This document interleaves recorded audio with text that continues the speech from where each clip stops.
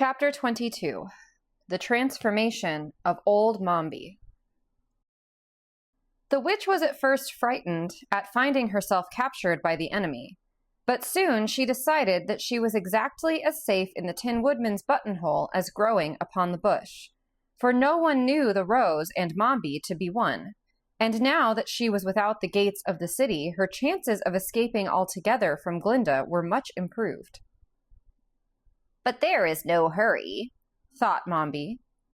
"I will wait a while and enjoy the humiliation of this sorceress when she finds I have outwitted her." So throughout the night the Rose lay quietly on the Woodman's bosom, and in the morning, when Glinda summoned our friends to a consultation, Nick Chopper carried his pretty flower with him to the white silk tent. "For some reason," said Glinda, "we have failed to find this cunning old Mombi, so I fear our expedition will prove a failure. And for that I am sorry, because without our assistance, little Ozma will never be rescued and restored to her rightful position as Queen of the Emerald City." "Do not let us give up so easily," said the Pumpkinhead. "Let us do something else." "Something else must really be done," replied Glinda with a smile. "Yet I cannot understand how I have been defeated so easily by an old witch who knows far less about magic than I do myself." "While we are on the ground, I believe it would be wise for us to conquer the Emerald City for Princess Ozma, and find the girl afterwards," said the Scarecrow. "And while the girl remains hidden, I will gladly rule in her place, for I understand the business of ruling much better than Ginger does." "But I have promised not to molest Ginger," objected Glinda. "Suppose you all return with me to my kingdom, or empire, rather," said the Tin Woodman, politely including the entire party in a royal wave of his arm.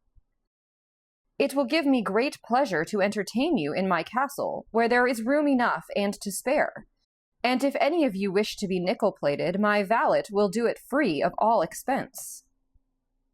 While the Woodman was speaking, Glinda's eyes had been noting the rose in his buttonhole, and now she imagined she saw the big red leaves of the flower tremble slightly. This quickly aroused her suspicions, and in a moment more, the sorceress had decided that the seeming rose was nothing else than a transformation of old Mombi.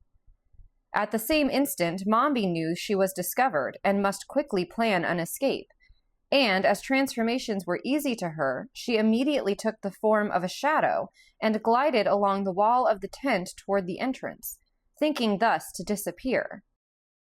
But Glinda had not only equal cunning, but far more experience than the witch.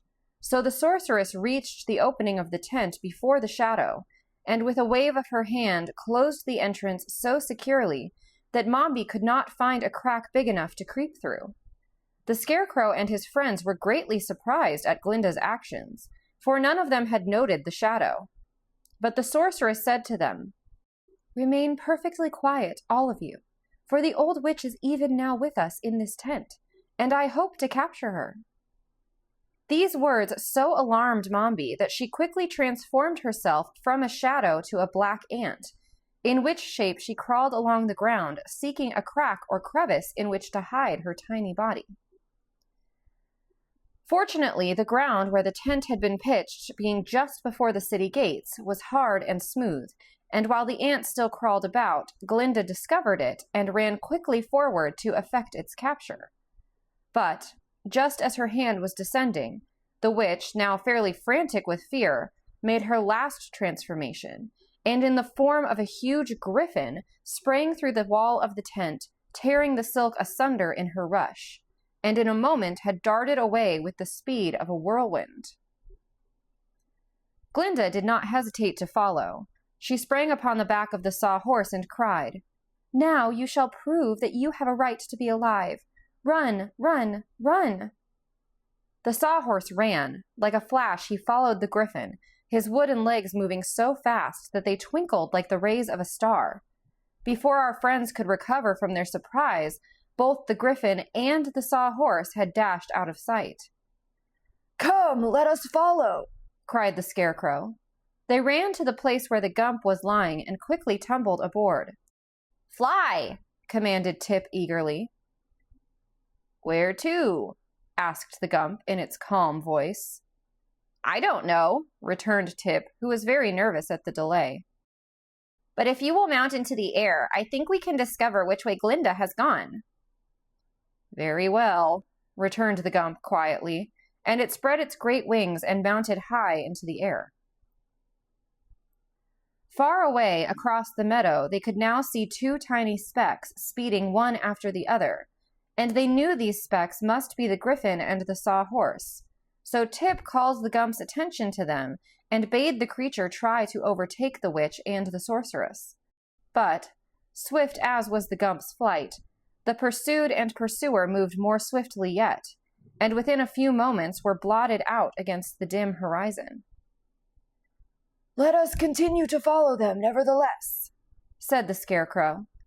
"For the land of Oz is of small extent, and sooner or later they must both come to a halt." Old Mombi had thought herself very wise to choose the form of a griffin, for its legs were exceedingly fleet and its strength more enduring than that of other animals. But she had not reckoned on the untiring energy of the Sawhorse, whose wooden limbs could run for days without slacking their speed. Therefore, after an hour's hard running, the griffin's breath began to fail, and it panted and gasped painfully and moved more slowly than before.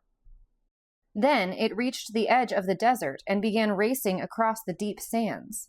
But its tired feet sank far into the sand, and in a few minutes the griffin fell forward, completely exhausted, and lay still upon the desert waste. Glinda came up a moment later, riding the still vigorous Sawhorse, and having unwound a slender golden thread from her girdle, the sorceress threw it over the head of the panting and helpless griffin, and so destroyed the magical power of Mombi's transformation. For the animal, with one fierce shudder, disappeared from view, while in its place was discovered the form of the old witch, glaring savagely at the serene and beautiful face of the sorceress.